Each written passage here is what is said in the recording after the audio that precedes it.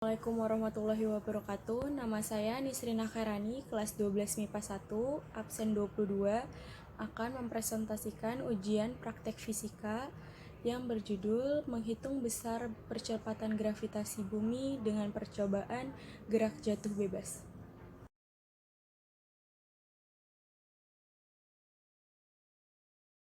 Bawah ada data hasil percobaan bola pingpong yang berbentuk tabel.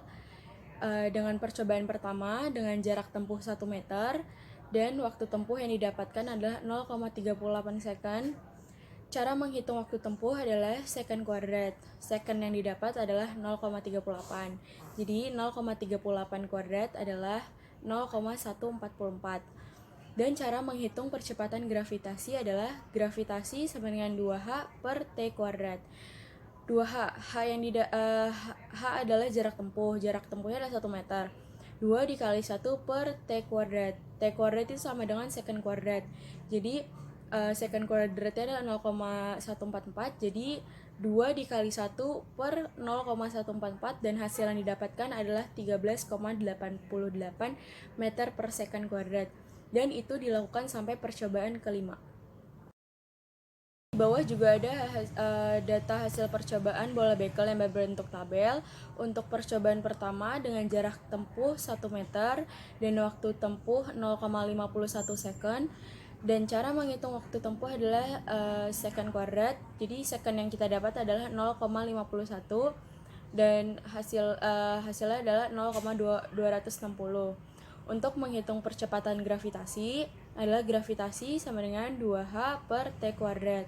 H-nya adalah 1 meter, jadi 2 dikali 1 per T kuadrat. T kuadratnya adalah 0,260, jadi 2 dikali 1 per 0,260. Jadi hasil yang didapatkan adalah 7,69 meter per second kuadrat.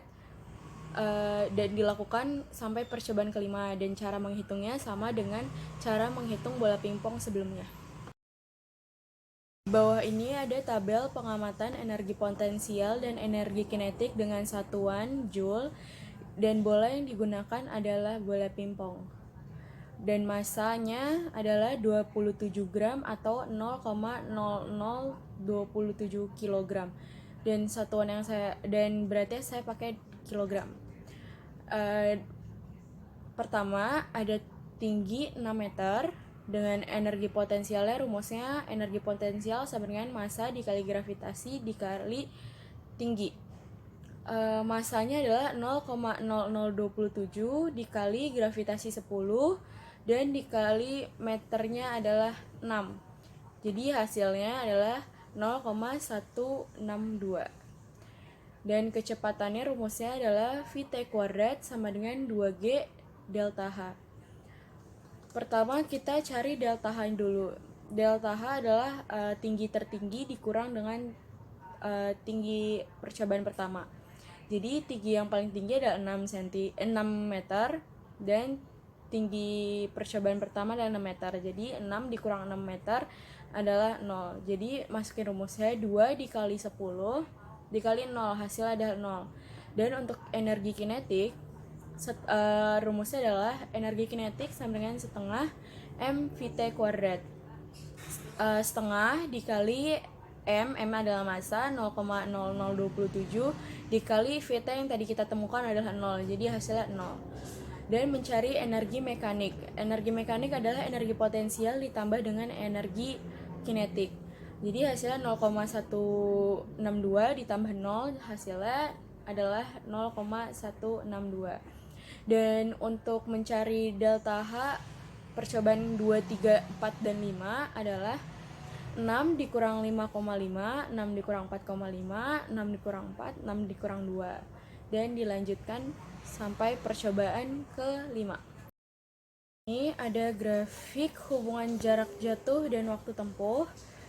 Dan dapat dilihat grafik dari bola bekel itu menanjak naik, sedangkan dari bola pingpong adalah naik turun. Dan untuk garis bawah adalah jarak jatuh dan yang berdiri adalah waktu tempuh. Diskusi pertanyaan dari hubungan tersebut. besaran apa saja yang diperoleh? Jelaskan bagaimana cara memperolehnya.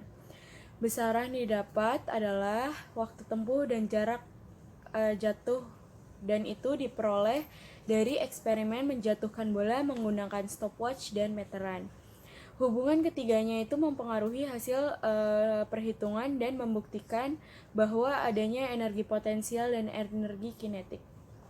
Kedua, jika dua benda berbeda beratnya dijatuhkan secara bersamaan, manakah yang lebih dulu sampai ke lantai? Kenapa?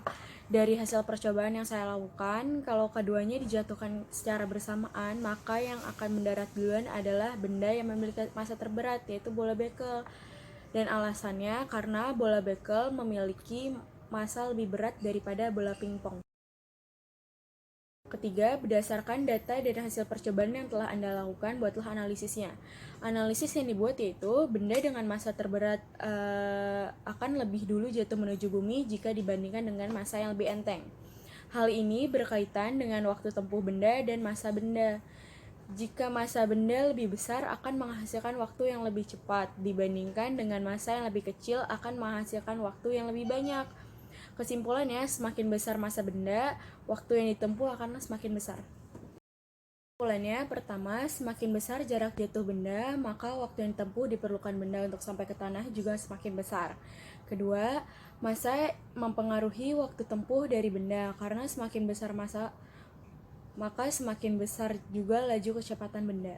Ketiga, gravitasi berpengaruh pada energi potensial, itu disebabkan oleh suatu benda jatuh ke permukaan bumi. 4. Energi potensial berpengaruh dalam ketinggian. Semakin tinggi dan semakin besar massa benda, maka energi potensialnya semakin besar. Dan sebaliknya, jika ketinggian benda rendah, maka energi potensialnya semakin kecil. Kelima, energi kinetik berpengaruh dalam kecepatan benda. Semakin cepat benda, maka semakin besar juga energi kinetiknya. Bawah ini ada foto saat saya melakukan percobaan menggunakan bola bekel, bola pingpong, stopwatch, dan meteran. Sekian presentasi dari saya, selebihnya mohon maaf. Wassalamualaikum warahmatullahi wabarakatuh.